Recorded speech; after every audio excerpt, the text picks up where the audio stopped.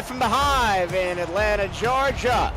It's time for Week 10 of the Simulation Football League's 24th season to get underway. Hello and a very warm welcome. My name is Michael Torello. Happy to have your company.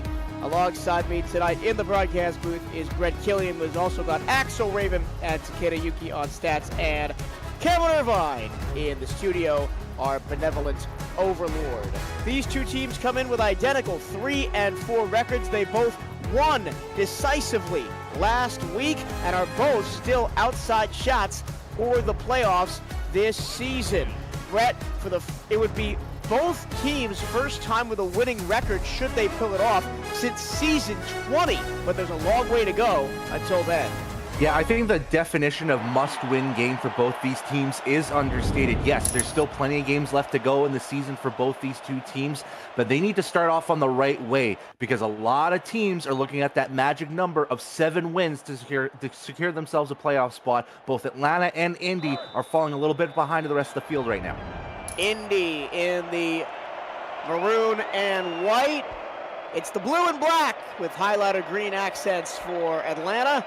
And we are underway. Siege Falco brings it up past the 30. Good return. Let's meet the Atlanta offense. Bryant Dynasty at quarterback in his 10th season, the former Offensive Player of the Year. Hubba Kimbrell at running back, along with BDG Hollywood, the Hall of Famer Hattori Hanzo at fullback. Fox Highwind, Siege Falco, Ryan Roosevelt, and the other Hall of Famer, the second on the offense, Boo Chisholm at wide receiver. Why not Arielette at tight end? Sam Falco, Carter Hollywood, Bobby Falco, Roy McCroy, and Astro Smith on the offensive line. 1st and 10 from the 33.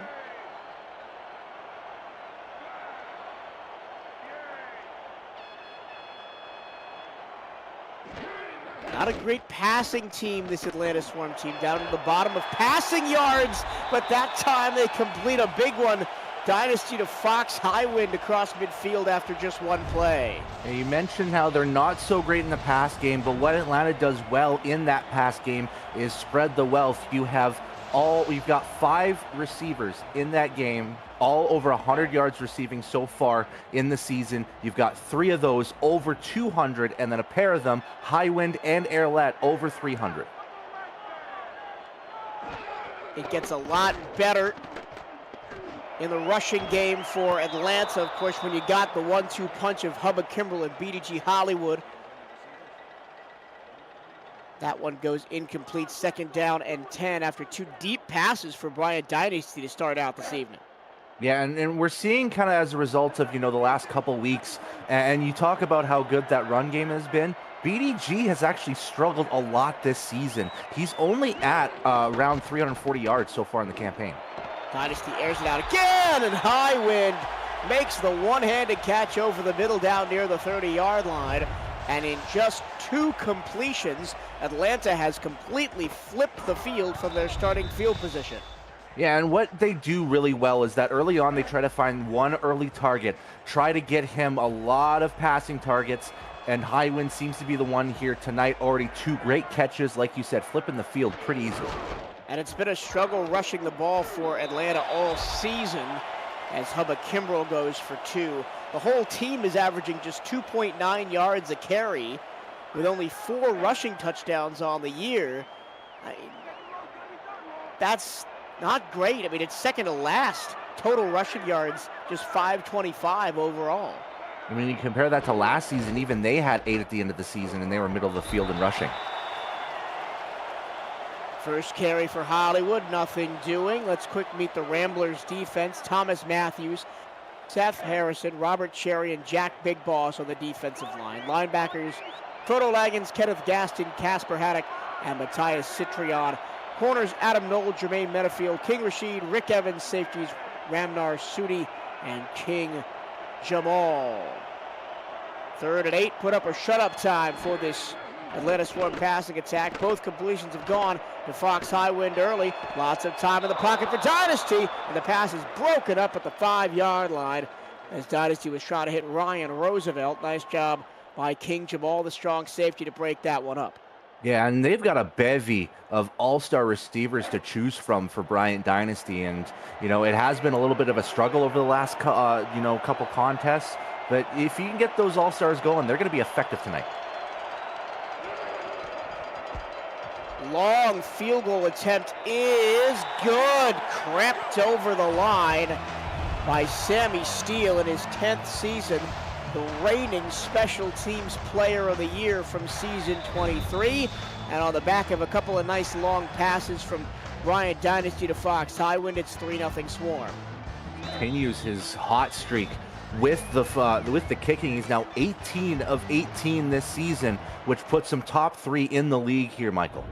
Looking at the stats, this could be a low-scoring game, but Indianapolis averages a league 22nd highest, 16 points a game. Indianapolis, not that much better, just 21 points a game. Of course, Atlanta struggles moving the ball on the ground. Defensively, Indianapolis is great against the pass. They're giving up the second fewest passing yards per game. And Atlanta, no slouch either, giving up under 300 passing yards per game and allowing just over 20 points per. First carry of the game goes to Chris Grant Jr., and he'll pick up 2. Tackle made by Chris Henry. Here's the Indianapolis offense. Ethan Flowers, the rookie, is at quarterback. Chris Grant is at running back. Andrew Gibson, the other running back. Joel Harleman at fullback. Rob Hunt, Reggio De Niro, and Bobby Tarantino, the wide receivers. Gordul Khan, Jimmy Wint, and Nether Felicia. They are the tight ends. Hadrian Marlowe, Brickshaw to Molyneux, Jimmy Hayes, and the Marcuses on the offensive line. That's Jalarcus McMarcus and Jamarcus LaMarcus. Well, that could be confusing just to read out those names and trying to make sure you've got the right number linked to the right name. And I think, Michael, that was intentional. Yeah, a little bit of broadcaster trolling. Never hurt nobody. 3rd down and 6. Ethan Flowers taking it in the air for the first time. He's going to launch it over the middle, and it bounces off the chest protector of the wide receiver, Reggio De Niro. 3 and out for the Ramblers. And here, we haven't talked about, much involving this Indy offense, but what Ethan Flowers has done really well this season is stay composed despite being that big rookie on campus in the SFL, and has stayed pretty well, totally the front runner for Offensive Rookie of the Year. Ethan Flowers, over 1,300 passing yards, 55% completion percentage, and a even touchdown-to-interception ratio on the year. Counter that with Bryant Dynasty, who's coming back onto the field now. 1,461 yards, so a little bit more than that. He's top 10 in the league in attempts, 11th in completions with a 54% completion percentage, but 6 touchdowns to 11 interception, and his QBR down at 63.3. Yeah, and you can just tell the glaring issue that Atlanta has had all season is finishing the job, essentially. You mentioned the 4 rushing touchdowns early, just 6 passing touchdowns, and Sammy Steele has 18 field goals to his name. They're moving the ball, they just haven't been able to get it in the end zone. That's a nice rollout. The ball takes a bit of a deflection, and Siege Falco can't come up with it. First to it on the defensive side was Adam Nold. And what scares me about this Indy defense is there's a lot of potential candidates for, big impact player. I'm looking at guys like Kenneth Gaston and King Rashid, who is projected to be an all-star this season if he keeps up his pace. I mean, you mentioned the 2 guys on the team that both have pick 6s this year, and they have 5 interceptions between them. Handoff, burying his head is Hollywood. It gets 1, 3rd down and 9. We may have a soccer game breaking out here on the offensive pedigrees of both of these squads. Look, soccer would be perfect for someone like you because you can speed down the wings, no problem. But for someone like me, I'd be stuck at a goalkeeper position. So I don't know if I want a soccer game here tonight. Fox Highwind goes from left to right, making a 4-stack on the left-hand side of that line. Dynasty looking that way, throwing over the middle. Highwind has been Mr. Consistency as he picks up the 3rd and 10 conversion. Yeah, in a game like this, where early on there really isn't, much moving these 2 teams on both sides of the defense, you've got to find some type of open hole or some type of player that is just working right now. And through these first 4 minutes here, Michael, it has been Fox Highwind that has been open enough for Dynasty to just say, you know what, I'm going to just head it to your way. Highwind, 3 receptions already, 46 yards. Here's Hollywood. He gets 2, bottled up by Nold again.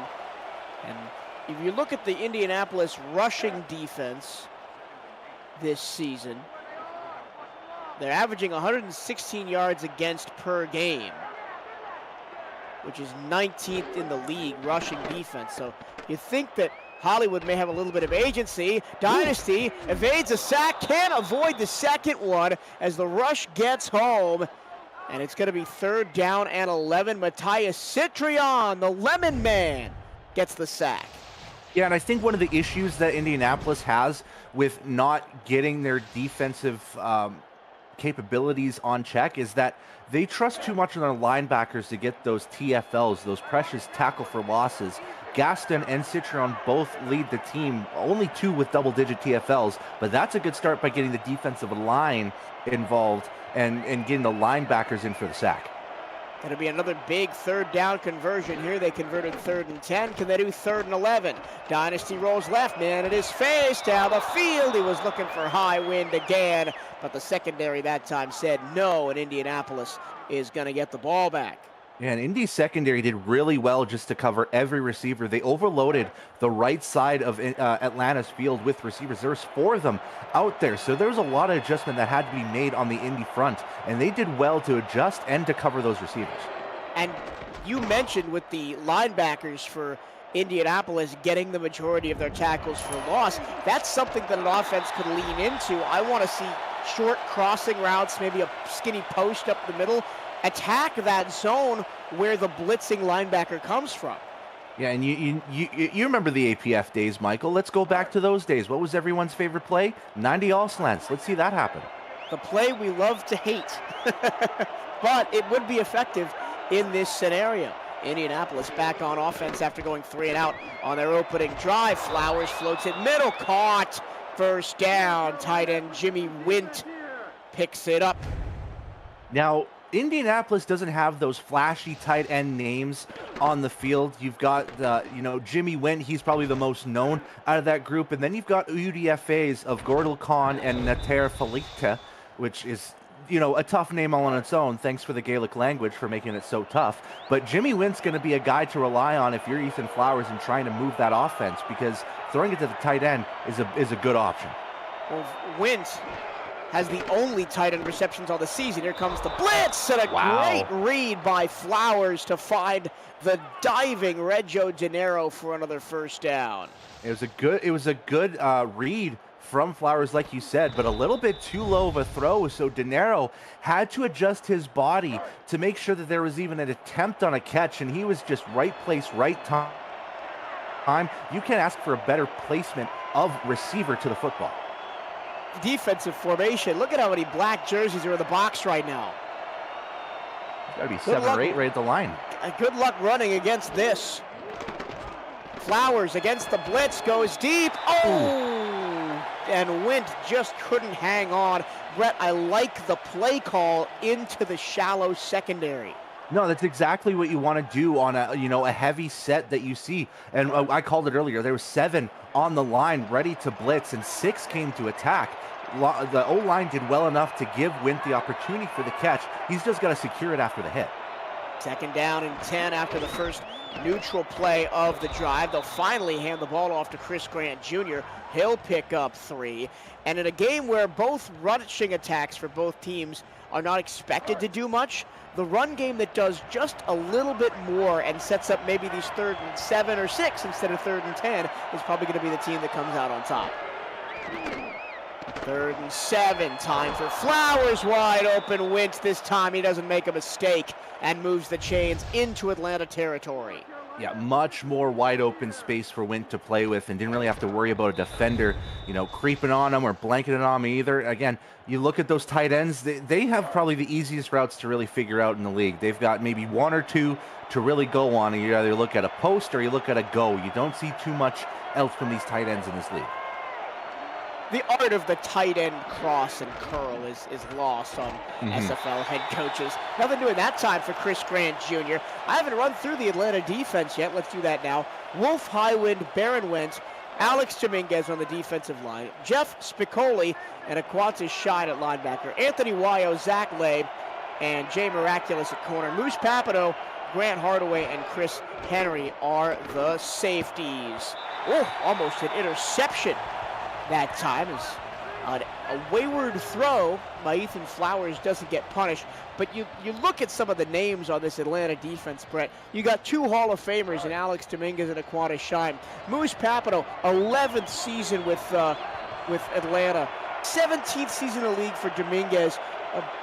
Jay Miraculous, 11th season. Chris Henry, 10th season. This is as veteran a core as there is in the entire SFL.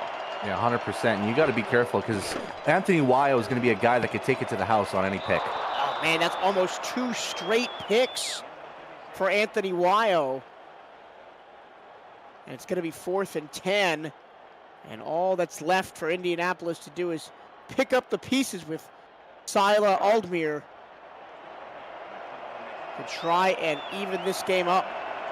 It looks like it's too far for Aldmir, so they're going to go with the punter, try to pin it deep. Indianapolis, after a nice drive, a couple of good catches by Jimmy Wint, the tight end, comes to nothing. They do pin Atlanta all the way back on the 12.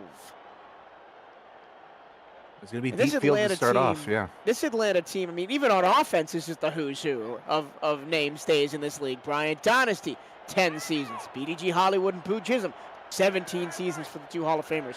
13 seasons for Siege Falco, who will probably make his way into the Hall of Fame someday.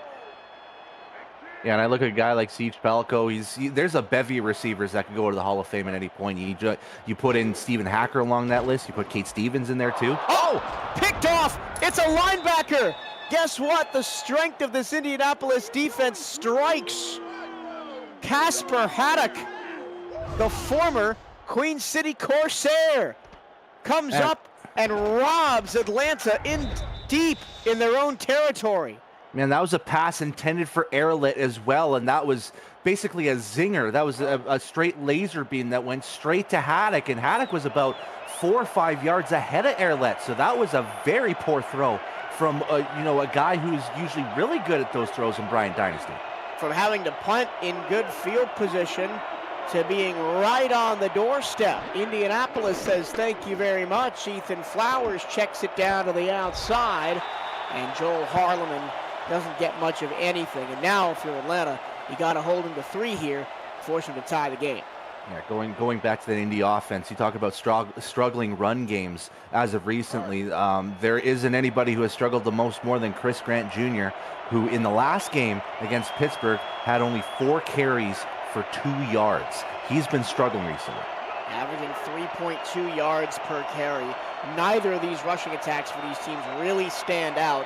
In total, we talked about Atlanta's 2.9 yards per carry, 3.4 yards per carry for Indianapolis. Not that much better, both in the bottom half of the league when it comes to rushing. This time they'll pitch it to Grant, trying to make his way through the trees, can't do it.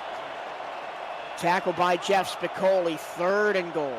And maybe part of the struggles for at least Indianapolis's part is the young offensive line that Indianapolis has. You look at guys like Marcus V, who's a signed-in rookie, but no one over 5 seasons. Flowers moving around, back of the end zone, too far away from Jimmy Wint, and the Atlanta defense holds after the interception and will force the field goal. Yeah, and Atlanta will gladly accept this. They got a turnover. They were inside their own 10-yard line as a result of it. And they held the run pretty well. You're going to see it a lot in these goal line offenses. They're going to run once or twice, and they held them to no yards. And these are the scenarios, Brett, where having a struggling rushing attack really hurts. Because even down into the red zone, you saw Atlanta just put 4 on the line, drop a bunch of guys in coverage, knowing that the 4 up front are going to be enough to stop the run, and we'll just drop 8 and make you throw through that. Yeah, and there's not a lot of teams that want to pass off of a goal line situation as well. I can maybe name 1 or 2 teams off the hop that don't mind, shotgun formations in the goal line. That would be Chicago and Vancouver. These 2 teams are not Chicago or Vancouver. Returned by Siege Falco up to the 33. Atlanta and Indianapolis a chess match here early as both offenses struggle to find their footing. And in going back to BDG Hollywood, I think he's probably the most desperate to get into a breakout game.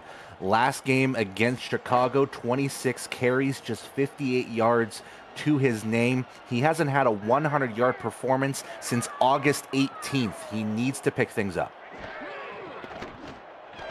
They're going to go for the quick slant and get 7 yards out of it. But the catch is made by Argalet. That's a nice play. Again, attacking that soft zone where the linebackers want to be aggressive. Yeah, and if you're going to go for those passes, you either got to throw it in front of them or it's got to be about 5 yards arcing that ball over their heads. Dynasty under center. Boo Chisholm on the move. The Hall of Famer still yet to touch the ball this evening. Handoff, Hollywood. And we have seen so many times throughout BDG's illustrious career, those kind of one-on-one battles, he's winning them. Not so much this season, as we've got a stalemate at the end of one. 3-3 here at the Hive in Atlanta, excuse me. It's the Swarm 3, the Ramblers 3. This is the Simulation Football League on the Virtual Football Network. And we immediately jump into quarter number 2 with Atlanta dangerously close to going 3 and out here as it's 3rd down and 3.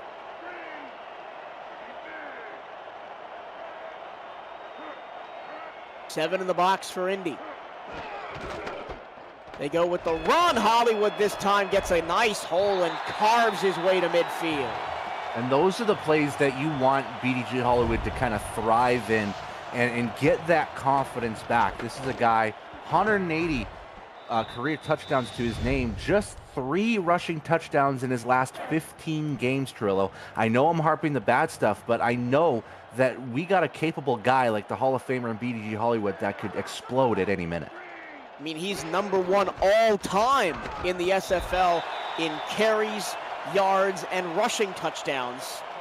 And there ain't many that can even potentially catch him. And he's still going. Yeah, and you got to give credit where credit's due. This guy has, he's done everything in this league, and he's almost creeping up to being the only running back with 20,000 rushing yards. He's getting close. He's around 500 yards away.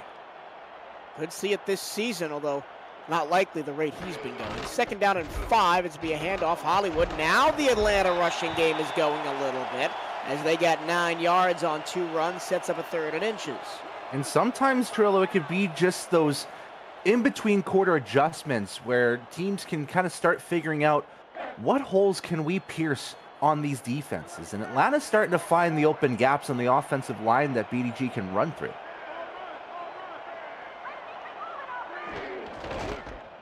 And off. Kimbrell gets it.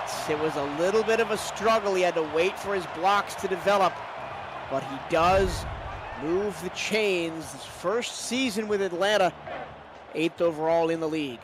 And he's probably one of the reasons that this play here is one of the reasons why they brought Kimbrell in, because he's a bruising figure. 250 pounds, you want to bruise through first downs.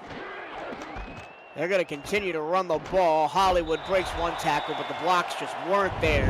Casper Haddock says, absolutely not. Look at your team stats.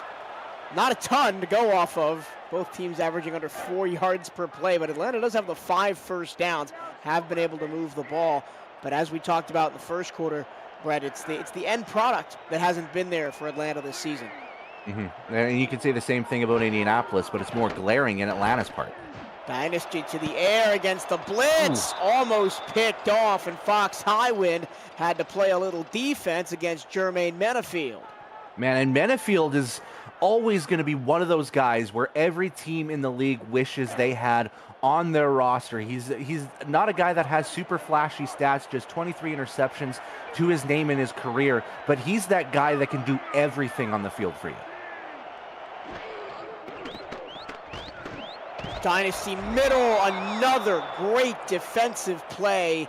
King Jamal knocks that one down in the middle, and it's 4th down and 8, and again, An Atlanta drive sputters shy of the red zone, and I don't even think they're in field goal range. No, they're going to have to rely on Ken Miller to punt this one away. Yeah, as much as I love Sammy Steele, I'm not sure if he could hit it from about 54. Who knows? We're in a dome. There's no wind. That's true. That's a great punt, though, all the way down to the 7-yard line by Ken Miller. And now the Atlanta defense gets a chance to pin their ears back and flip the field position. Well, I think, Michael, I can predict what the first couple plays of this Indy drive is going to be, considering where they're at. I wouldn't be too surprised if this is a Chris Grant run up the middle. Let's see if you're proven right. It is a handoff to Grant, and he gets 6. A little bit of a lighter box that time because they had 3 receivers spread out. Yeah, and I didn't mind that play at all, especially when you're getting 3 receivers out. It almost has that illusion that you're going to pass the football, but inside the 10, it's almost a guarantee that they're going to run the football in that territory. Now they go for the I formation, fullback dive, follow the football, loose on the ground, and I believe Indianapolis recovered. Man, and that's one of those hits you don't see all too often, where right on contact, the ball goes loose, and Harleman's got to be praying, to the football gods that one of his offensive linemen was there to get the recovery. I believe it was Moose Papito on the safety blitz that jarred that thing loose. Now 3rd down. Grant stretching it outside, does enough to get the first down. Yeah, and it's looking like the run game is going to be more, not exposed, but more so shown in this game, because both these quarterbacks have been struggling in this game. Flowers 3 of 8, Bryant Dynasty 4 of 11. We thought it might be a passing war. Now it looks like it's going to be a rushing war as Flowers goes to the air, tries to hit Jimmy Wentz, who has been now triple covered that time. Bit of a risky throw there. If I were the quarterback, I probably would have gotten benched because of how terrible my arm strength is, but I don't think I would make that throw. We've seen you throw at conventions. You're not bad. I threw an interception, Torello. I mean, but the arm strength is there. We're not talking about accuracy. That pass goes incomplete, 3rd down and 10. Well, I mean, if I were playing with you, Torello, I mean, it'd be tough to, throw a ball to you, because considering that you're even shorter than Jay Glazer, it's a tough target to throw to. Yeah, well, never been much of a receiver. I don't know. I can't really play football anyway. On 3rd and 10, the tight end comes through again. Jimmy Wentz has been on fire. Really been the only receiver in this game outside of Fox Highwind to make any sort of noise. Now, you might not be able to play football, Trillo, but you can call one hell of a game. I guess that's why Bethune-Cookman called you up here to call their games. But, man, Jimmy Wentz has been someone that has been super reliable. Usually you see a guy like maybe Rob Hunt or maybe Bobby Tarantino kind of explode out for Indy. It's been the Jimmy Wentz show offensively. Only Wentz and Reggio Gennaro have caught passes for Ethan Flowers so far, and not even a target for Tarantino or Kahn or Felicia. Hunt, 2 targets, no catches.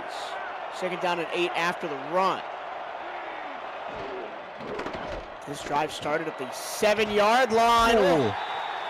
Reggio Gennaro was open, but Ethan Flowers just overthrew it. Jay Miraculous was running a little bit of interference, but I think that's got to be on the quarterback. I'm going to disagree with you. I think that's on the wide receiver, because I don't know if you saw it, Michael, but there was a little bit of hesitation mid-route from Gennaro on the run, and he didn't run his full route, which caused him to try to reach out with one hand. Here's the blitz on 3rd down, and it gets home! Big-time sack for Baron Wentz, the rookie. And after Indianapolis picks up a 1st down, Atlanta's front 7 says you will go no further. Man, if you're Baron Wentz, you have got to be thinking you are learning from the best in the game along with your linemen. You've got Alex Dominguez and Wolf Highwind, who has been a rising star in this league, to learn to get those sacks. And man, that's a great time to get one. I mean, even Aquata Shine at linebacker, who is 2nd all-time in tackles behind Eddie Gage.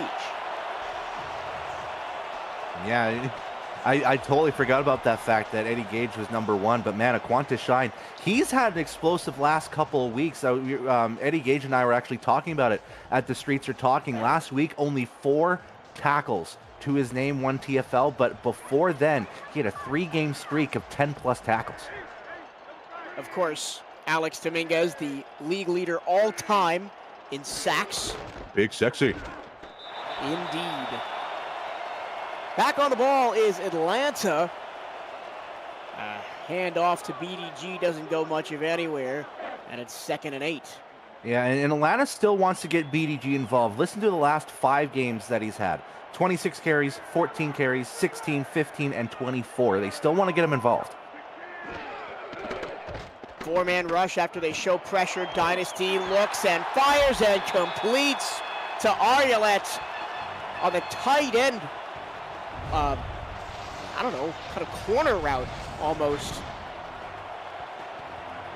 Yeah, and again, that's a great throw from Dynasty, and he's hitting his right targets. And looking at it right now, this second quarter has been all tight ends, Michael, because we've seen already Jimmy Wint get heavily involved, and now Ariolet with probably the biggest catch in this half. Ariolet now 2 catches on 4 targets. They go over the middle, trying to find him again. That time it's defended well by Casper Haddock, who already has the interception this evening for Indianapolis that got them their 3 points back at the end of the first quarter. And I'm starting to see levels in this game from Bryant as Dynasty. He's gone like short throw, then long throw, then short throw again. And the long throws, funnily enough, have been the more consistent ones. That time he has to check it down after the blitz to Hattori Hanzo. His first touch of the game is a good one.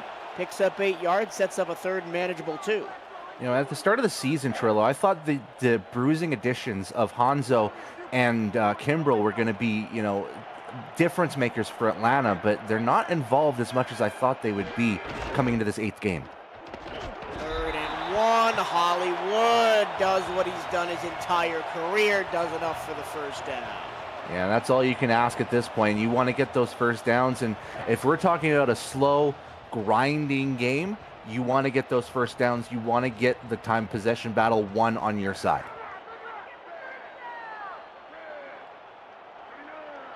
Quickly approaching the end of this first half. Still just 3 apiece here. 3 minutes to go in the second. Dynasty, plenty of time against a 4-man rush. Throws across his body, and Highwind can't quite come up with that one. Hey, listen up, you in the chat. That convention we've been talking about for months? Well, you better make plans now before flights get more expensive and work says you can't go. The 2025 SFL convention kicks off the league's 25th anniversary season, July 10th to 14th in Baltimore, Maryland at the Hyatt Regency Hotel right on the water. Reserve your room now at simfl.net. I've got my room and flights all ready to go. I'll be back at the convention, haven't missed one yet, don't plan to. It's one of my favorite events of the year. 3rd down and 6 after the 4-yard pickup by Hollywood. Yeah, and I'm sleeping on your cot, right? I mean, if you can get down there, if you can escape the frozen north and get down to Baltimore. Well, we'll see how the economy is by April at this point.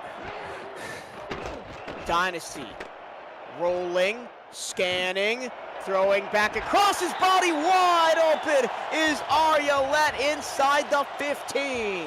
Man, you gotta love a throw from Dynasty, especially going out of the pocket, trying to get extra time so he can find his receivers. And sometimes the best routes ran are sometimes the ones that, you know, receivers have to make so that they can get themselves open, because it was a little bit of a flat run and then he started to streak up afterwards so you can get that open space. There was an open hole and he found it.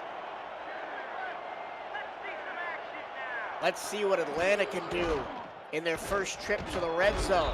Not much on that one as Hubba Kimbrel got bottled up. 2nd down and 11. Citrion with the tackle. That brings us to the 2-minute warning.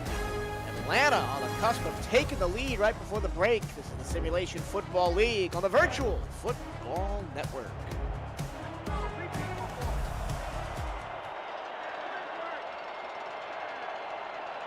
Atlanta can get a first down inside the 1, but this is second down and goal from the 11. Dynasty will throw quick into traffic, and it's picked off at the 3. Casper Haddock's got his second interception of the game, one inside the Atlanta 10 and one inside his own 10. And I talked about adjustments earlier that Atlanta made. The adjustment that Indy has made is moving the linebackers up a little bit more so they could be ready for short passes. And man, the benefactor of that defense has been Casper Haddock. Now his second interception, now with $1:56 left to go, can Indy go 96 yards to the end zone? Continuing our soccer metaphor, that was the equivalent of a goal line clearance with the goal gaping. Now can Indy counter before the half? Not with runs like that. Chris Gant Jr. got nothing. It's going to be tough for Atlanta not to do anything but run, because any drop back from Flowers, he's going to be in the end zone, and he needs proper protection if he's going to throw that football. So they've got 2 receivers out. There is an opportunity to get a short pass in, but this should be another run. Time, more space for Andrew Gibson, the second back in this Indy backfield. Gibson, that was his first carry of the game, picks up 5. Now do you go aggressive and throw here if you're Ethan Flowers? You do. You go deep, and you complete to Reggie De Niro. Finally, our WR1 comes up with a big catch. Yeah, and Indy's probably going to hustle to the line coming up here. Not quite in a hurry-up formation or anything, but they want to make sure that they get as much time as possible, because we're ticking less than a minute. You want to make sure that you at least get into field goal range, get some points on the board, take the lead before halftime. So 3 timeouts for Indy as well. 50 seconds at the snap. Flowers, nice out route, complete to Rob Hunt, his first catch of the game. Stops the clock as he goes out of bounds with 46 seconds left. Yeah, and it's a good guy to reach to. He only had 3 receptions, but he had 61 yards against Pittsburgh in Indy's last game. That's a guy you want to get as a deep threat option. He's going to get you those yards. Both of these teams are coming off wins last time out. Indianapolis, a 1917 squeak-out win over Pittsburgh. Flowers, another catch to the numbers, caught by De Niro, timeout called, and Atlanta coming over a 37-21 demolition of Chicago. It's been a tough sledding for Chicago this season. They're just 2-6. Yeah, and Atlanta did really well to make sure Ty Patak was neutralized. 6 picks they had against Ty Patak in that game. Indy trying to get in field goal range. That would have been huge, but De Niro couldn't hang on. He had the attentions of the Atlanta Swarm secondary pounding him all the way. 2nd and 10, 35 seconds left. Still 2 timeouts for Indianapolis, so you don't have to be conservative here. And don't need to panic, though, either. Don't want to throw an interception or turn the ball over. But you got to get maybe about 10 more yards to be in comfortable field goal range.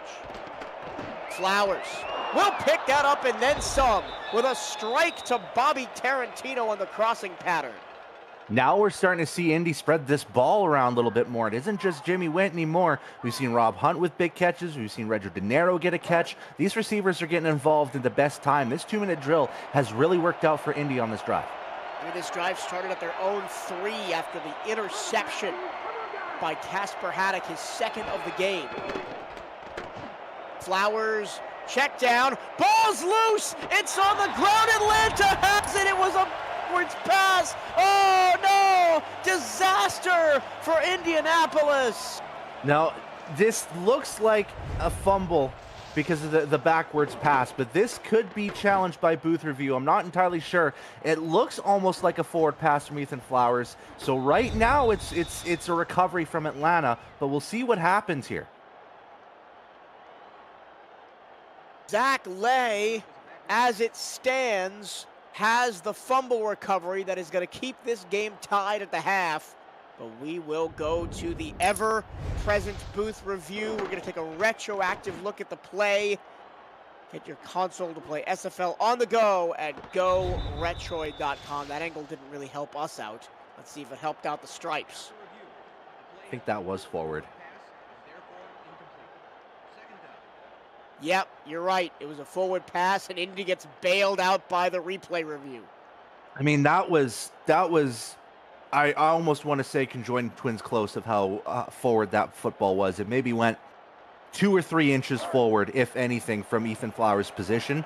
So, yeah, again, counting your blessings, Indy's going to do. 27 seconds left, 2 timeouts. If you want to get aggressive and go to the end zone, Flowers looks like he's thinking about it, and it's caught inside the 10. Guess who? Jimmy Wentz comes up with they're not another calling their big last one. timeout here.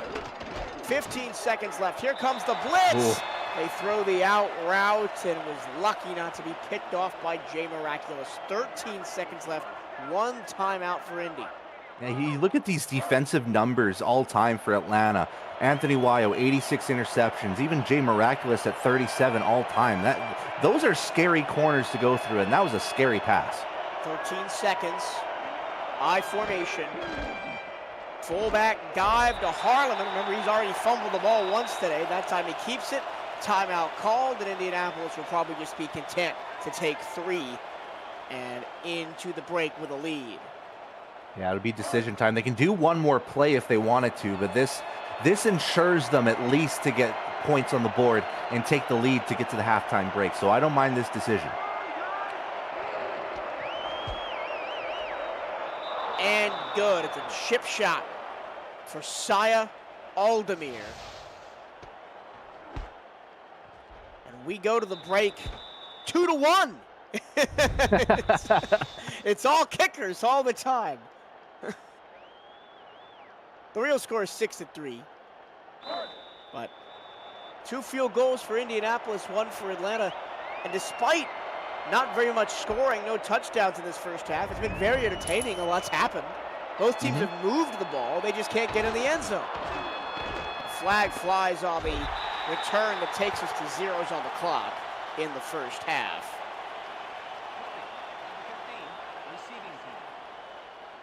It'll be the infamous clipping call. It's against Atlanta. And we won't have an untimed down, so I think we'll just head to the half here. Yeah, I was say the exact same thing, Michael. The infamous clipping penalty that you see at least once or twice in every SFL game, but nonetheless, doesn't really matter too much. We're heading to the halftime break. It's 6-3. Not much to say about this one, Brett, but sum this one up for us real quick. Well, right now it's just it struggles on both sides of the offense right now. Ethan Flowers at 9 of 20, Bryant Dynasty at 7 of 17. These defenses are holding tight, and right now, the difference maker in this game right now has been Casper Haddock. 2 timely picks. Definitely the last one where Atlanta was in the red zone threatening to score. This could have been 10-3 for all we know, but at the end of the day, he gets the interception. Indianapolis drives down the field, secures a field goal to get the lead at the half. But right now, these 2 teams need to find out how to move this ball down the field, because rushing ain't going to do it. 25 rushing yards for Indianapolis and 36 for Atlanta. Sorry for cutting you off. The player of the half is Matthias Citrion, 7 tackles and a sack. Let's take a halftime break, presented by Brakes GPT. We just pulled a full-size Taylor Swift helmet. Shout out to all our Swifties. Travis Kelce. This is a Giants Lawrence Taylor. Patrick Mahomes. Chad Johnson with the Ocho Cinco. We have a Drew Brees. Is that an O.J. Simpson jersey? It's an Aaron Rodgers. Oh my goodness. Tom Brady! Tom Brady!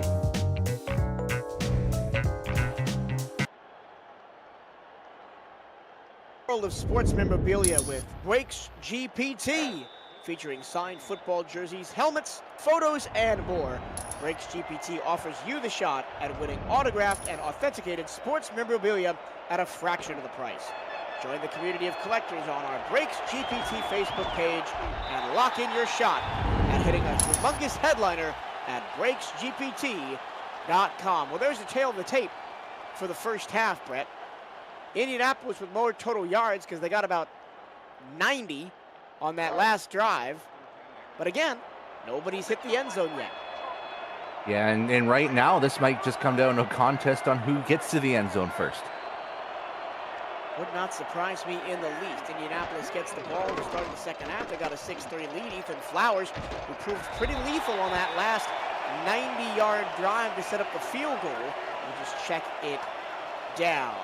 Tomorrow, starting at 10 a.m. Eastern, help Carolina Skyhawks co-owner Shravan Prasad celebrate his 33rd birthday by joining him on his annual charity live stream, Co-op Without Borders. For 24 hours, Shravan and friends will be teaming up on a variety of co-op games to fundraise for Doctors Without Borders. Tune in at twitch.tv/Mr23 or youtube.com/Shravan Prasad. Shravan, one of my best friends in this league. I will surely be hitting up the stream to tell him he is old now. I was going to say. And 11. He's not that much older than me. Head over the middle, incomplete. 3 and out for Indy on their first offensive drive of the second half. And we beat the dead horse, as Mike and Gerald said a bunch on their on the kickoff show this week, the Matt Wilson show, about halftime adjustments on both sides. But it's a real thing. Both teams will have to make adjustments, and it looks like Atlanta wins that first adjustment on defense. And the rare thing that we're seeing, Michael, is that we're seeing offensive adjustments. Usually it's defensive adjustments at halftime that these teams make, but it's the offense that needs to be adjusted for both these teams. I want to see Atlanta lean more into that run game. On that one drive where they were successful before they threw the pick, it was actually mostly BDG Hollywood getting 4 or 5 yard carries in the middle of that. Yeah, and what helped them out is that he trusted on, the more veteran presences out there, trying to go through Carter Hollywood and Sam Falco's side, try to open up that gap. They will run Hollywood to the weak side, and you said it, that's not the way you want to go. Casper Haddock, who's my player of the game so far, brings him down for no gain. They got to run to that strong side. Yeah, early candidate for Player of the Week nomination for sure. But what Indy needs to do in response to that is basically just get those linebackers to get to Hollywood as early as they can. Dynasty lofts it down the numbers and into the breadbasket of Boo Chisholm, his first catch of the game. It is a good route ran by all the receivers in Atlanta as well.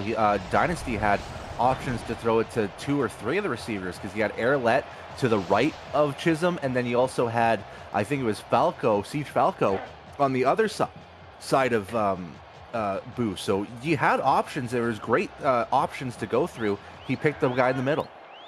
Boo Chisholm, top 10 all time in both receiving yards, receptions, and receiving touchdowns. A legend of the game. And he's still going in his 17th season. Dynasty sets up the screen. BDG breaks a tackle running through the forest of red jerseys, and he'll pick up 8. That's a great play call, Brett. Yeah, that's a throwback play as well. We saw BDG do a ton of this, in that middle stages of the career, like seasons 8, 9, and 10 of his career were made from those swing passes. And that's back when he was doing ridiculous things with the football. I mean, he'd get the ball and break 5-6 tackles or juke guys out of their shoes. Nobody would touch him. Kimbrell lifted off his feet and thrown backwards by Kenneth Gaston Jr., 3rd down and 2. And again, going back to those linebackers for Indianapolis, they've got to be aware on which side these running backs are going to head to, because we're probably going to see a lot more inside runs. We're going to have to see what gap gets opened, and they're going to have to break through it. They bring Hanzo into block on the fullback side. 3rd down, 2 to get. Hollywood follows Hanzo, who denies Citrion and picks up a 1st down. That was a fantastic block. Yeah, they seem to be listening to our broadcast here, because you were saying, give that ball to Hollywood on this drive, and guess what's happening? They're giving it to him, and they're getting 1st downs. This might be the drive that helps Atlanta break out of their funk.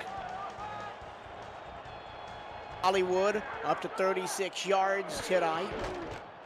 He'll get the toss correction. That's Kimbrell. And he does a really good job of keeping the feet churning through contact and picking up 4. And there's that 250-pound frame working to dividends because, like you said, probably would have been a loss of 1, but he gains 5 just, playing, almost a mud wrestling battle with his defensive counterpart there to get those 4 yards. Almost old wrestling, right? Who can get lower? Who can get that leverage? It's another run. It's Hollywood. He gets almost to the first down marker. And now Atlanta has been pounding the run game out of the break. And you talked about the last couple of games. They've been feeding BDG, but he hadn't necessarily been delivering. Tonight, he's got the yards to back it up. Yeah, now we're starting to see those numbers creep up a little bit more for him. He's now averaging about 3 yards per carry still, but it's getting up there. Kimbrell didn't get the first down. It's 4th and inches at the 11-yard line. And now a big decision for Atlanta. Do you just take the 3 here and tie it up? Or do you go for the win? Well, they'll do one better. They're going to challenge and see if he got the first down anyway. This one's going to be interesting. Throws the challenge flag. We're going to take another retroactive look at the play. Presented by Retroid. Get your console to play SFL on the go at GoRetroid.com. And it looked like he was short from the initial look at the play. And I don't see any evidence to overturn the fact that he's short. Yeah, this should stay 4th and inches if I'm the booth. Yep, ruling on the field stance. I understand why Coach Falco wanted to go for that, because you keep the chances at 7 alive instead of 3. Mm-hmm. You can still go for it on 4th and inches. That would be a ballsy move, but they will not. They'll just trot out Sammy Steele for a chip shot field goal attempt of 28 yards. Steele, right down Broadway, is now 19 of 19 field goals made on the year. He's been the majority of their offense. Mm-hmm. And it keeps on working again. That so close but yet so far almost mentality for Atlanta. And right now, going back to that soccer game, we're back to a tie game. It's 2-2. How many likes do we have on the video? It's not enough. Smash that like button and subscribe to the channel if you haven't already. Make sure you've got notifications on so you won't miss a minute of SFL or SFL minor league action and help the channel grow through your support. We've also got the UFL on the Virtual Football Network now. There's more football every week.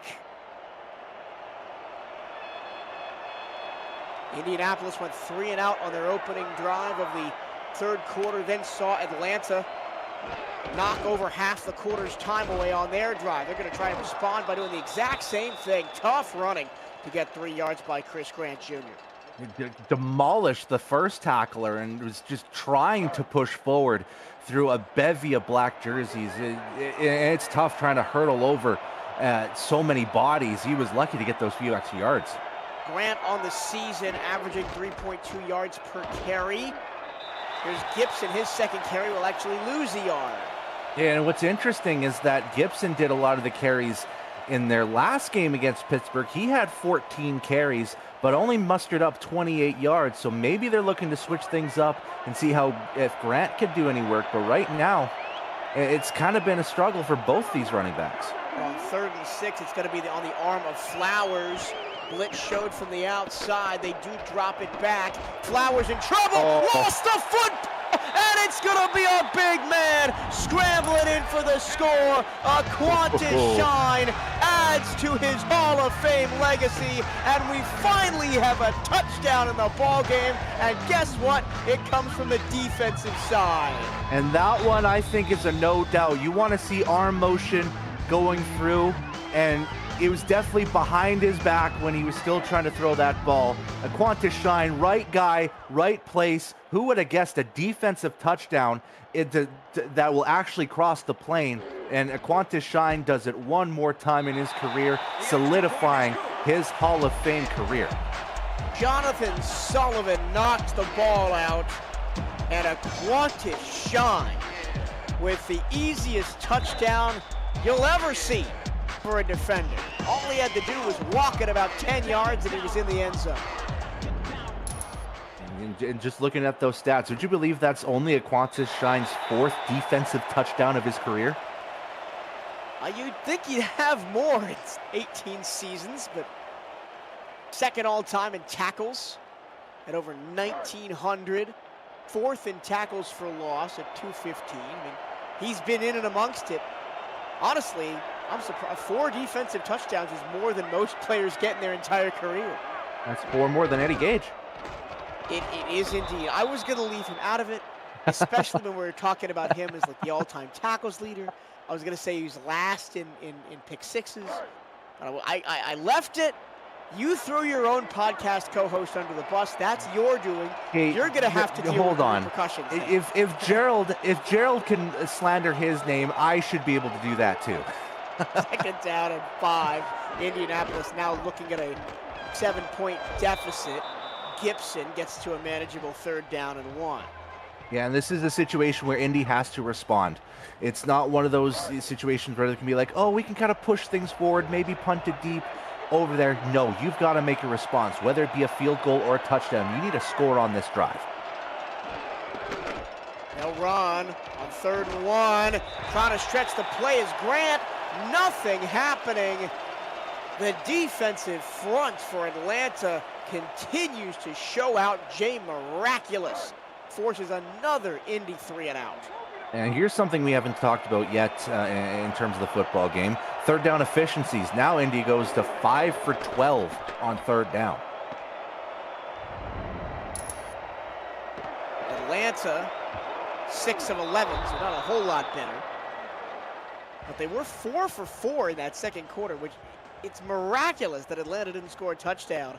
Jay Miraculous, in fact, that in the second quarter, because they got so close, they were so dominant, just the interception and then time ran out. Eventually, it had to be a defensive touchdown. Let's see if the offense for Atlanta can ride that wave here.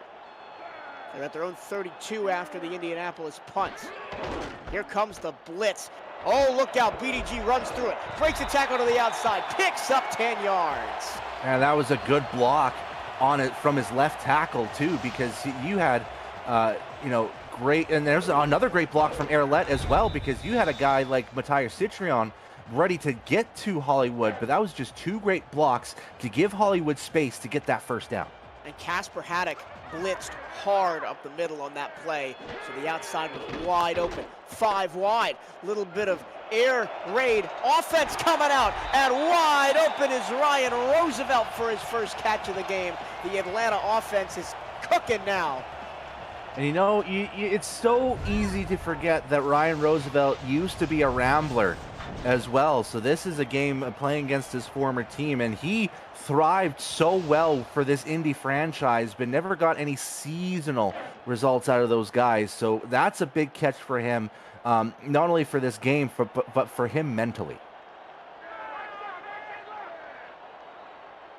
Roosevelt, over 500 catches on his career. Dynasty got rocked by Kenneth Gasson after a gain of only 2. Roosevelt on the season coming into the game, 21 catches, 257 yards, and 2 touchdowns. Nobody on this team with more than 2 receiving touchdowns, and with the bevy of offensive talent on this squad, that's wild to say.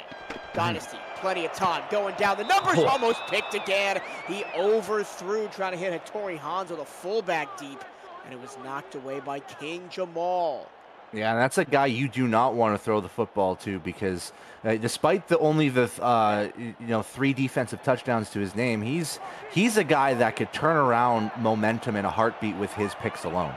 Jamal doesn't have an interception this season, but does lead the league in tackles coming into this week with 79 on the year. We're going to see more 5-wide action here from Atlanta. More air raid offense from inside the 30. 4-by-1 left to right. Dynasty rolls to the strong side, throws back to across his body, and that play was dead on arrival as Siege Falco was bottled up by the linebackers. Yeah, you can tell right away, and you said it, Falco was not ready for that catch whatsoever, and with a breathing defender down Dynasty's neck, he had to make that throw. So now another long field goal attempt, now 46 yards for Sammy Steele. His long on the year is an even 50. From 46, it's got the accuracy and it's got the distance, and it's a 10-point Atlanta lead. And they may have not gotten a touchdown, Brett, but that might have been a back-breaking drive in the context of this game after a turnover and 2 3-and-outs the last 3 drives by Indy's offense. Yeah, and looking at how this game has moved forward, it has been very much a game of inches and figuring out who's moving forward better. And Atlanta has just done just a little bit better, and the defense with that defensive touchdown, that might be the difference maker. And we got ourselves 11.5 minutes in this game. You're watching the Simulation Football League here on the Virtual Football Network. This week on VFN will feature the SFL tonight and Monday, and the UFL Saturday and Sunday, and SFL and Week 9 on Thursday. It's another week of non-stop action here on VFN. There is nobody else that gives you more football. Go to the websites, simfl.net, UFL, join the Discord channels, get yourself involved if you're not already. Best sports community on the internet, bar none. Absolutely no bias there, right? It may sound like it, but you're right. Second down at 8. Ethan Flowers is going to have to throw Indianapolis back into this game. Another blitz. He checks it down. Running away is Grant. He turns the corner. Doesn't quite get the first down, but 3rd down and inches coming up. Yeah, I'll take that swing pass any day of the week, especially if you've got wide open field and just one man to beat to get to the first down marker. I'll gladly take 9.5 yards. This is a wide open playbook for 3rd and inches. But like you said, Ethan Flowers has to throw his way back for Indy to get back in this game. Ibsen in the backfield. He's only averaging 2 yards per carry. He needs about half a yard here. They'll go to him. Oh. He's pushing. He's got it. What a battle in the trenches. First down, Indianapolis. Their first move of the change of the second half. Yeah, and Atlanta's line completely bombarded the offensive line. They were about pushed a yard back, but it was great work from Gibson just to fight through. Contact in the backfield. Chris Grant Jr. just does a great job getting back to the line of scrimmage there. As we head to the 4th quarter, 4's up. It's time for the final frame. Does Indianapolis have anything for Atlanta on the road as they've seen their lead grow to 10 here in this 3rd quarter? This is the Simulation Football League on the Virtual Football Network. Alongside Brett Killian, the broadcast booth, Axel Raven, and Takeda Yuki on stats. Cameron Irvine, benevolent overlord in the SFL studios. My name is Michael Toretto, bringing you 10 more minutes of SFL action on your Friday night.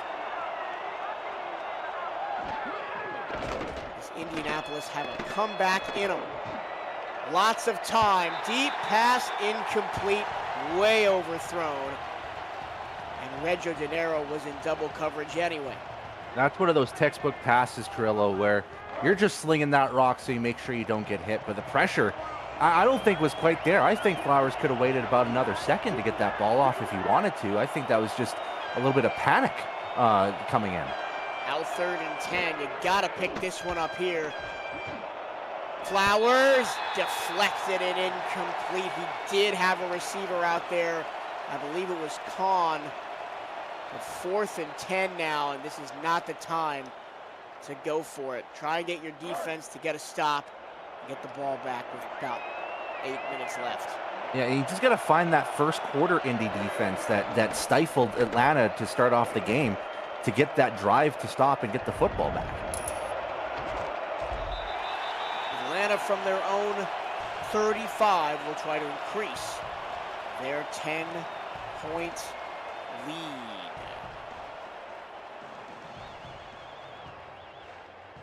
If you're new to the Simulation Football League, welcome. The SFL is football for everyone. Get off the sideline and start your player today by joining our Discord server at simfl.net. Click the Join the Community button and begin your career, or just meet the stars of the SFL on or off the field. It's never too late to get involved, like Hubbard Kimbrell is doing right now with the big man stiff arm and the 6-yard pickup. Now we're starting to see this run game really start to come alive. We talked about, you know, the 36 yards of rushing. Right now it's 26 third quarter yards, but those have been tough. Those have been hard hitting yards for Atlanta, and more importantly, those have been first down yards. 2nd down and 4. Here's Hollywood with a burst of speed and a broken tackle, and he's into Indianapolis territory. And this looks more like the BDG Hollywood we're used to seeing. Yeah, it's not going to be pretty numbers at the end of the game for BDG. He's still, you know, creeping towards 70 yards. Usually, you know, if we're talking season 18 BDG, he'd already be at 200 yards. But nonetheless, this is what we want to see from BDG. Get those important first down yards, move the chains for Atlanta, make sure they chew clock.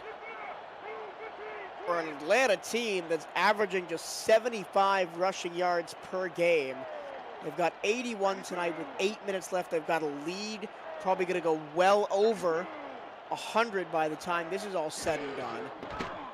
Dynasty to throw, out route complete, the first time that Fox Highwind has made a grab since the first quarter, and he picks up 8. Yeah, nice little quick out too, and you had the other receivers going deep, so you had that extra space. It's almost like a check down option, but also at the same time, that's a reliable hit for Dynasty to throw at to make sure you get guaranteed yards. That's a nice 8-yard catch. 2nd and 2, Hollywood, easy as pie, first down to the 30-yard line.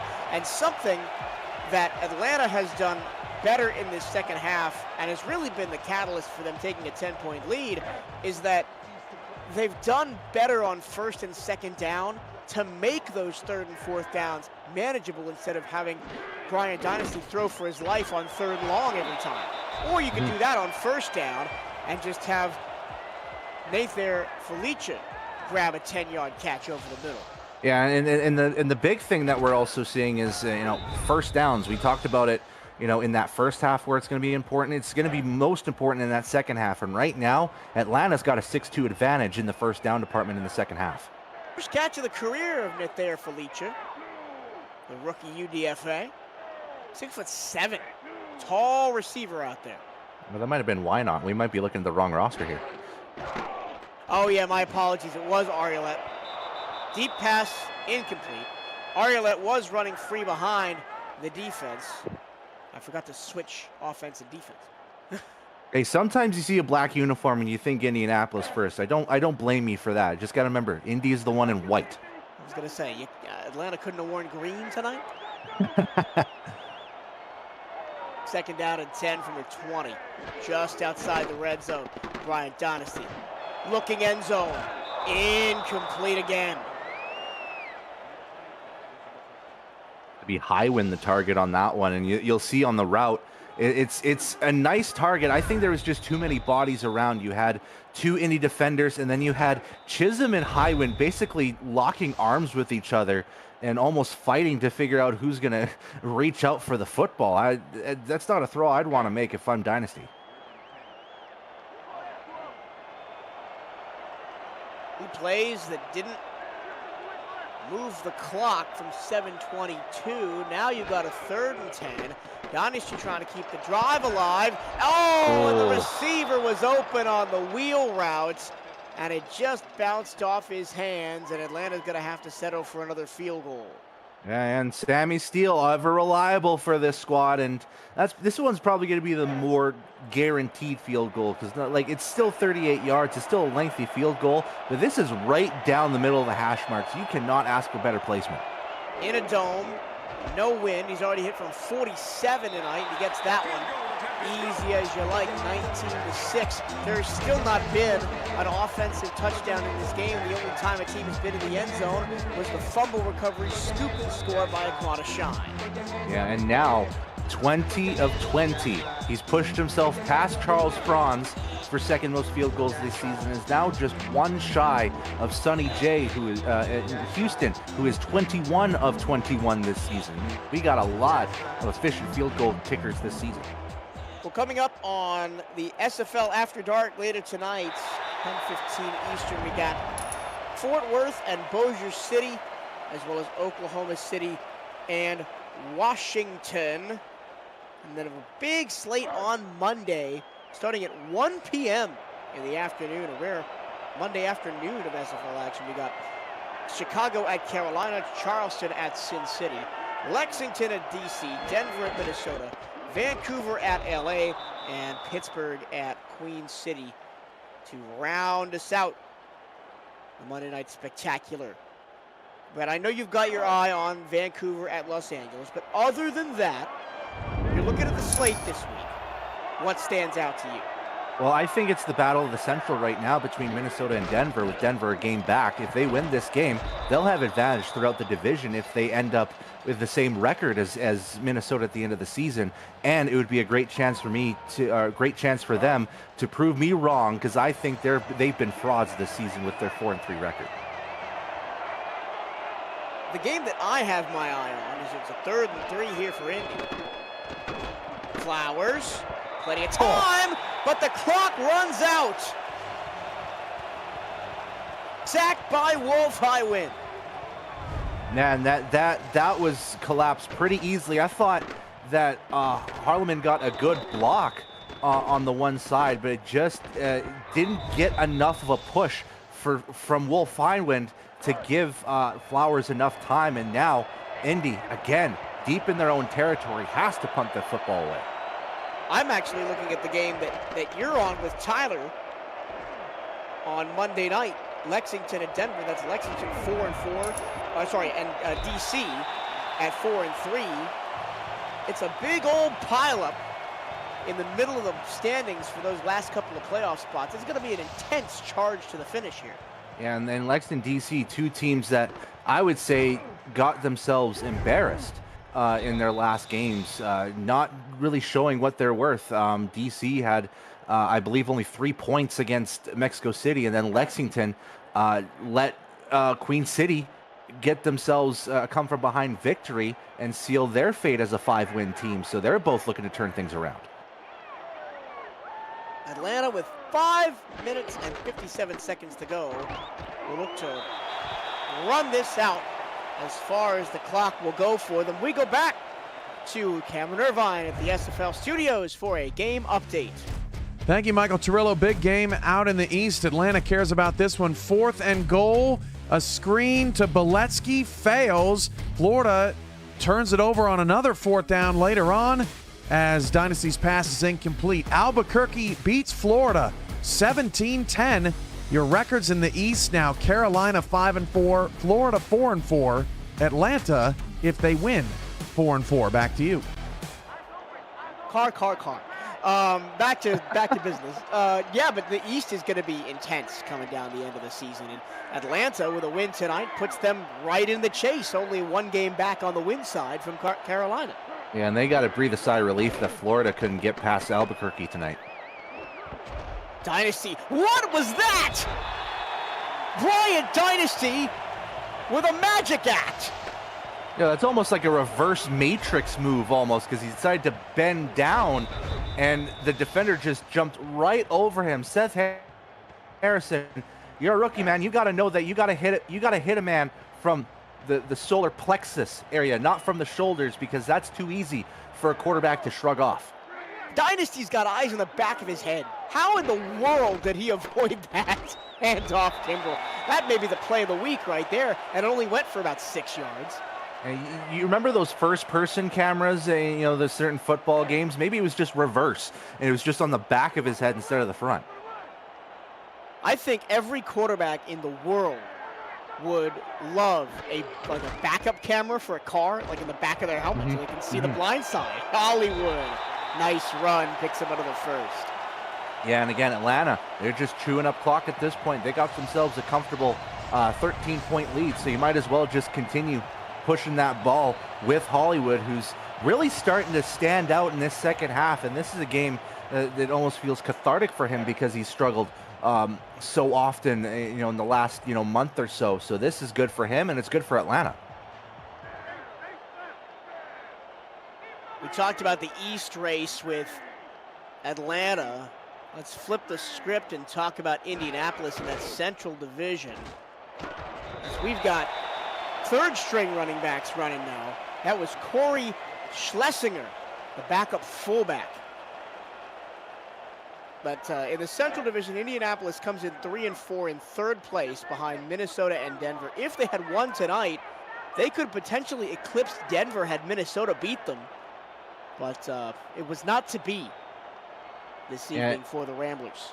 Interestingly enough, Denver does have the head-to-head with Indy by beating them in Week 6 by crushing them, so it wouldn't have mattered anyways. But hey, being 4-4 at this stage of the season still has you in the playoff hunt. Yeah, but they're unfortunately going to drop to 3-5 and be 2 games back of second in the division. Look at the overall league standings. Both of these teams coming in 3-4, 18th and 19th respectively in the overall SFL standings. The 3 teams with 6 wins, Washington, Albuquerque, who has gone to 7 wins tonight. They've got the provisional lead of everybody, and Baltimore, and Vancouver, Mexico City, Minnesota, and Houston and Carolina, all with 5 wins. It's getting pretty congested at the top.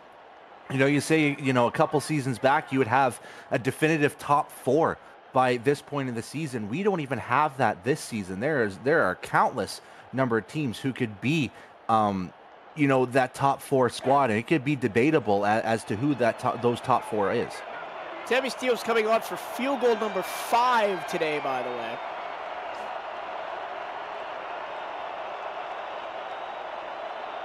This one a 42-yarder. He's hit from 47 already.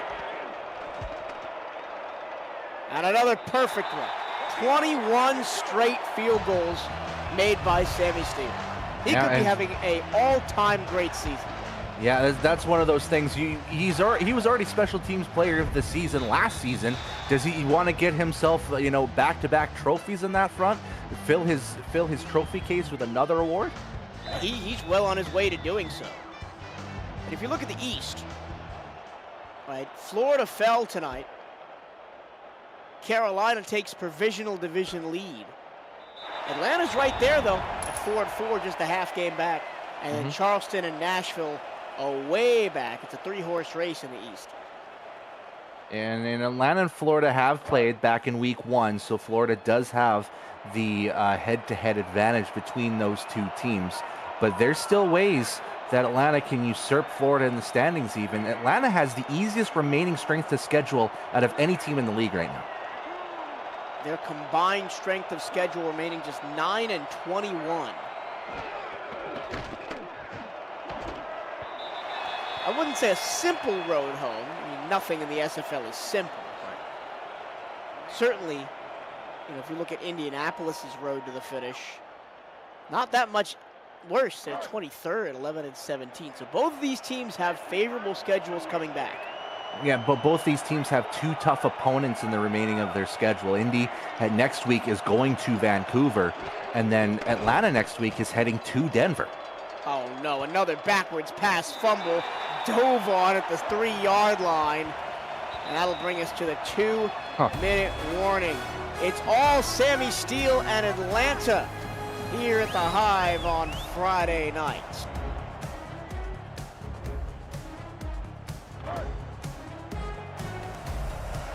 And Atlanta next week is at Denver and then home against Carolina in Week 12 in a game that probably would decide the East Division right there.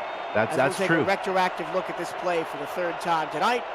Get your console and play SFL on the go. GoRetroid.com. And I didn't get a clear look at this play exactly, but again, if I'm Indianapolis, I'm trashing this play from the playbook and never seeing it, never seeing the day of light ever again.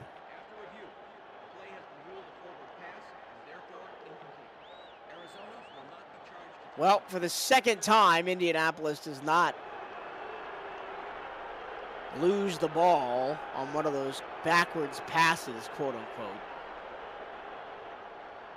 But it is 3rd down and 10 instead of 3rd down and a million miles. And it will bring the clock back up to 2:07. So we're going to get 2 2-minute warnings here in the second half. How often does that happen? And not too often. 3rd and 10. Intercepted! Aquana Shine. Aquana Shine has a fumble recovery for a touchdown and a pick six for a touchdown. If he's not player of the week, I will eat my hat. What a performance from the Hall of Famer tonight. And what a leaping catch from him too. That is NBA athleticism. That's reaching behind your helmet head, getting that football, making sure it stays in your hands going down, and then running it to the end zone. That is an athlete's interception for a touchdown.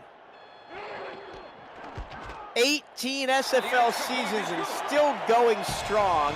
And from a game that was 6-6 at halftime, Atlanta has blown this open with 2 defensive touchdowns by Aquana Shine and 5 field goals. And get this, no offensive touchdowns from either team, but we still see ourselves a 23-point discrepancy between the two teams. I don't know if Cam is listening and could tell us this. I would love to know what the largest margin of victory in a game in SFL history is where neither team has scored a touchdown offensively. Because we might be looking at it right now. There's been a ton of SFL games, so he has to sift through all of them, see the stat sheets for all of that. You might not be able to get an answer within the year. I knew that was a long shot, but I'd like to know. It's an interesting quandary.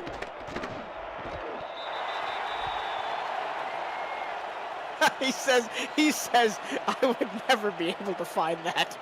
Yeah, that's probably the most obscure stat trying to find out of it. But let's say it's this game. Let's say it's this game officially, because that's the kind of game that we've seen here, Trillo. It's been no offensive production for either of these teams, but one defense showed up. It's another pick, as it's 3rd down and 10 for Indianapolis with 1:53 to go. And Indianapolis, coming into the game, you thought you might have had a shot. Both teams 3 and 4, both teams very even on the statistical averages. Indianapolis actually owning most of the advantage in the offensive categories, and the Atlanta defense has just shut them down tonight as another incomplete pass. I mean, Ethan Flowers, 10 of 28. Now 10 of 29. That's that rookie struggle game. There's always gonna be that one game where it's gonna be an absolute struggle, and you see it there. 1 completion out of 10, and it went for -1 yard. Just 3 total yards in the 4th quarter for Indianapolis. They went for it on 4th down. It was jarred loose by Chris Henry, and Atlanta will take over with a chance to kneel this one out. Or they can give Sammy Steele a 6th chance to get a field goal here, because they're well within field goal range for him too. So that all depends if they want to play conservative or if they want to give Sammy Steele more points. Stat that Cam actually might know is the most field goals by one kicker in a game. I want to say it's Otis Boudreau with 7, but I might be wrong. I think you're right. Hollywood, 1 yard. BDG tonight, 19 carries, 85 yards, 4.3 yards per carry. A return to form on what has been a down year for BDG Hollywood. And you just have to build from this game, especially if you're Atlanta. You're trying to get yourself back into the playoffs. Make sure that last season wasn't a fluke, and get BDG more heavily involved. Get him going, because if you can get BDG going, he can take you anywhere.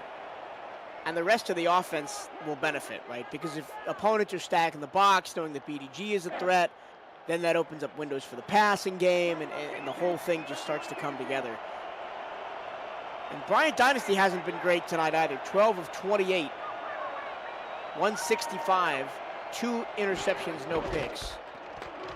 3rd straight carry for Hollywood. He stays on his feet. He picks up a 1st down, and that will just end the ball game. And we should see some kneel downs moving forward here. So BDG falls just short of 100 yards rushing on the night, 96. But still way above his season average. As Bryant Dynasty will kneel this one out.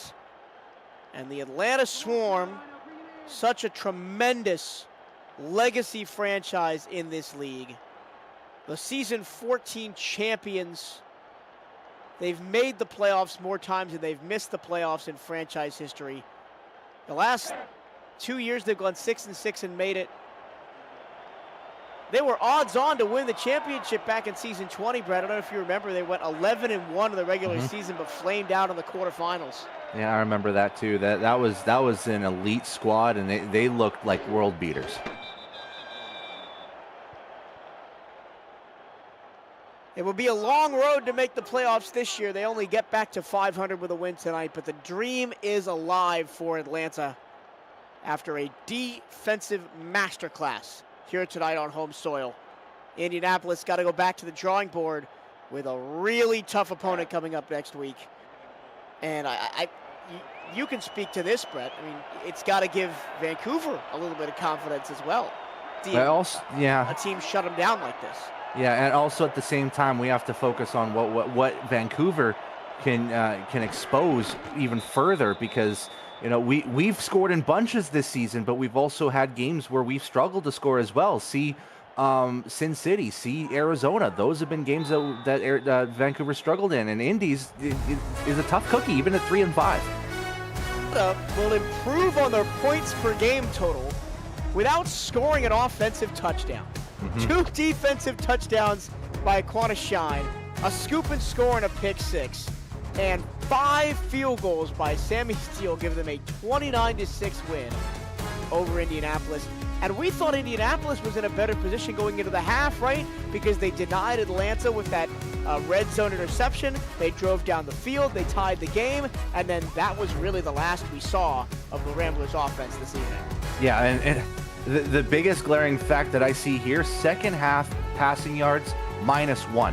Rushing yards, they matched what they did in the first half, even getting a little bit more and getting 30 yards. But the Indy offense was completely neutralized, eliminated, kiboshed, see you later, bye-bye. Atlanta's defense completely shut them down, and then once the Swarm took the lead, they just trusted on BDG, and BDG helped them pay it off.